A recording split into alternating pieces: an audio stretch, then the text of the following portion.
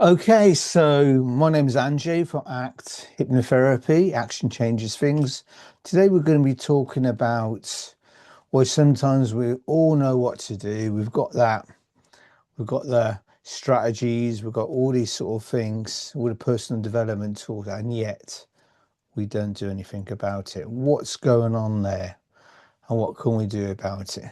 Well, firstly, if you're finding yourself in that situation, be kind to yourself, be compassionate, because I'm sure a lot of us are finding that situation. The first thing is just to, like I said, be compassionate, be accepting, have a bit of patience.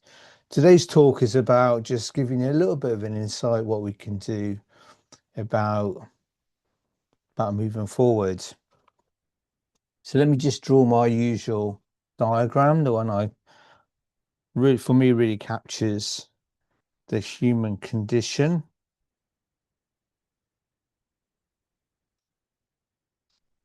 Okay, so this is what I call a pressure cooker. So you've got the valve at the top that keeps all the pressure in, and then you've got down the bottom, what we need to survive. There's a natural level of stress, natural level of pressure that we all need. That keeps us focused, that keeps us safe, that keeps us moving forward and being creative.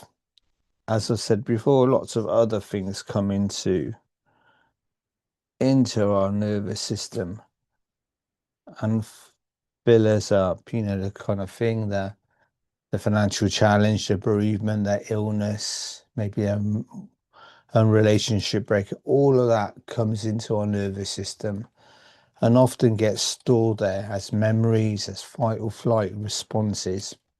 And they kind of chew up our processing capacity.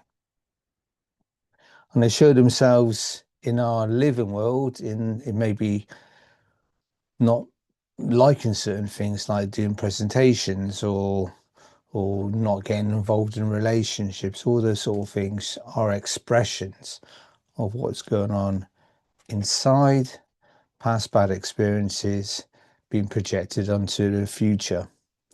So that's our normal condition. And often when we fill up, we know what we need to do, but we just can't do it because there's not enough capacity, not enough bandwidth, mind width to take action, which is what happens in the past when I've worked with people on weight loss. I've not necessarily focused on dealing with eating habits. What all I've done is just reduced the level of stress within their nervous system.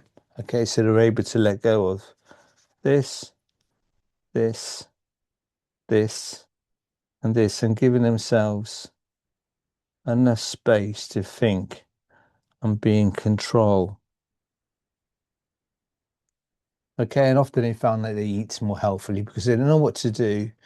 But when they were overwhelmed, they were reacting from the primitive mind, which is grab something quick to eat, something calorific, just to get through the moment, maybe alleviate some unhelpful thoughts.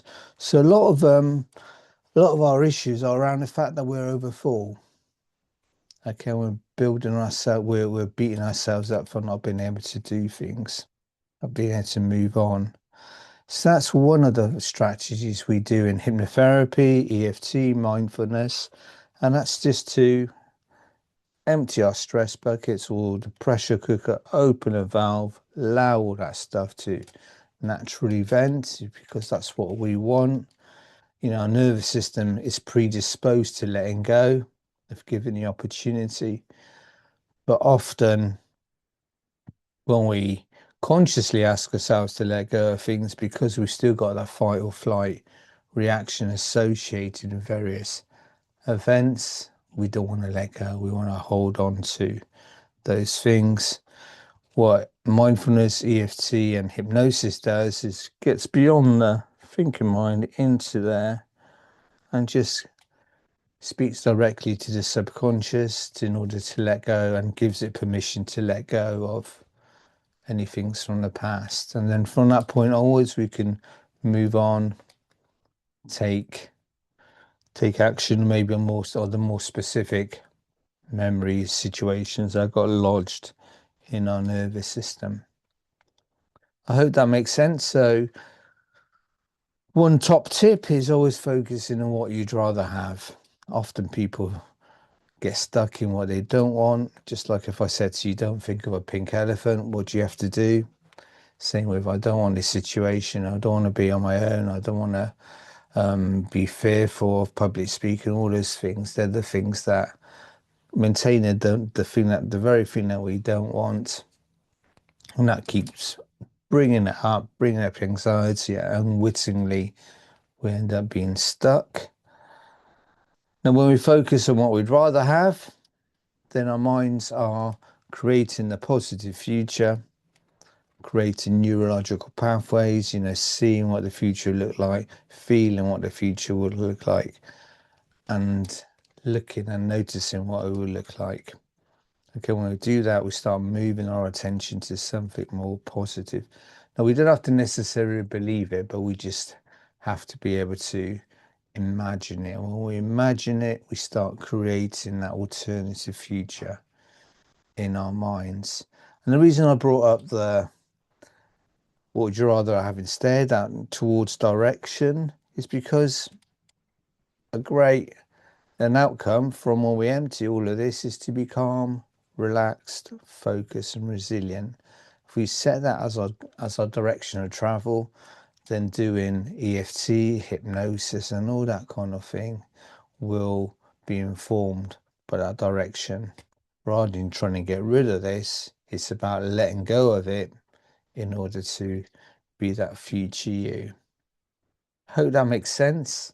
Hope it's been helpful. If you want to know more, get in contact with me, subscribe, and I'll be every day or every few weeks sharing you little strategies of how to empty that stress bucket, that pressure cooker, little steps that could then move you closer to what you want in the future, which typically is to be more resilient, greater clarity, greater focus, and greater joy in our lives. And if that's what you want, then subscribe and get in touch.